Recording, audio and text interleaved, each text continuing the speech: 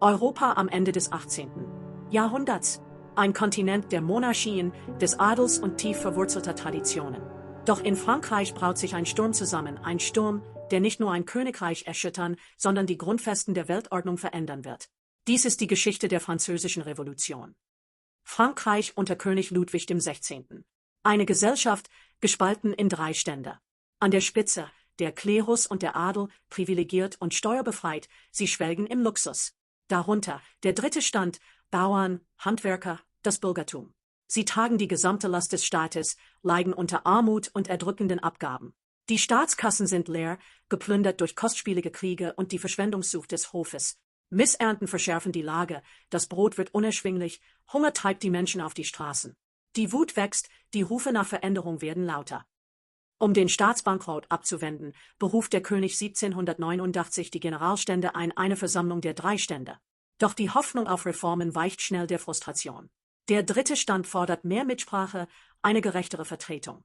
Im berühmten Ballhausschwur geloben die Abgeordneten des 3. Standes, nicht auseinanderzugehen, bis Frankreich eine Verfassung hat. Es ist ein Akt des offenen Widerstands. Am 14. Juli 1789 erreicht die Spannung den Siedepunkt. Eine aufgebrachte Pariser Menge stürmt die Bastille, das verhasste Staatsgefängnis und Symbol der königlichen Willkür. Der Fall der Bastille wird zum Fanal, die Revolution hat begonnen. Im Rausch der ersten Erfolge verkündet die Nationalversammlung die Erklärung der Menschen- und Bürgerrechte.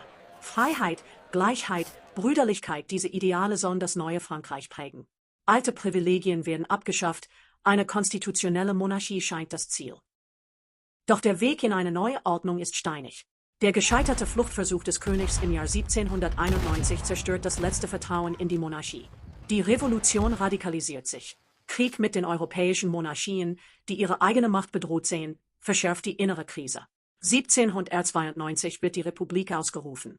Wenige Monate später steht König Ludwig XVI. Vor Gericht und wird zum Tode verurteilt. Die Guillotine wird zum Symbol einer neuen, blutigen Phase. Unter der Führung von Männern wie Robespierre errichtet der Wohlfahrtsausschuss die sogenannte Schreckensherrschaft. Wer als Feind der Revolution gilt, endet unter dem Fallbeil. Misstrauen und Angst lähmen das Land. Tausende werden Opfer dieser gnadenlosen Verfolgung im Namen der Tugend. Einflussreiche Redner peitschen die Massen auf, die Revolution scheint ihre eigenen Kinder zu fressen. Die Ideale von Freiheit und Gleichheit drohen im Blut zu ertrinken. Die Schreckensherrschaft kann sich nicht ewig halten. Im Juli 1794 werden Robespierre und seine Anhänger gestürzt und selbst hingerichtet. Eine neue Phase beginnt, das Direktorium. Doch auch diese Regierung bringt keine Stabilität. Frankreich ist erschöpft von den Jahren des Umbruchs, der politischen Kämpfe und des Krieges.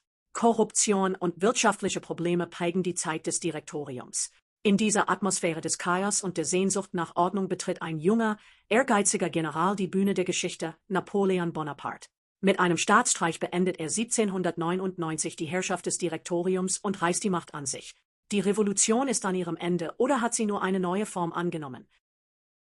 Die Französische Revolution hat tiefe Wunden hinterlassen, aber auch ein unauslöschliches Erbe. Sie hat die Idee der Volkssouveränität, der Menschenrechte und der Nation in die Welt getragen. Die Trikolore wurde zum Symbol für den Kampf um Freiheit und eine neue Gesellschaftsordnung.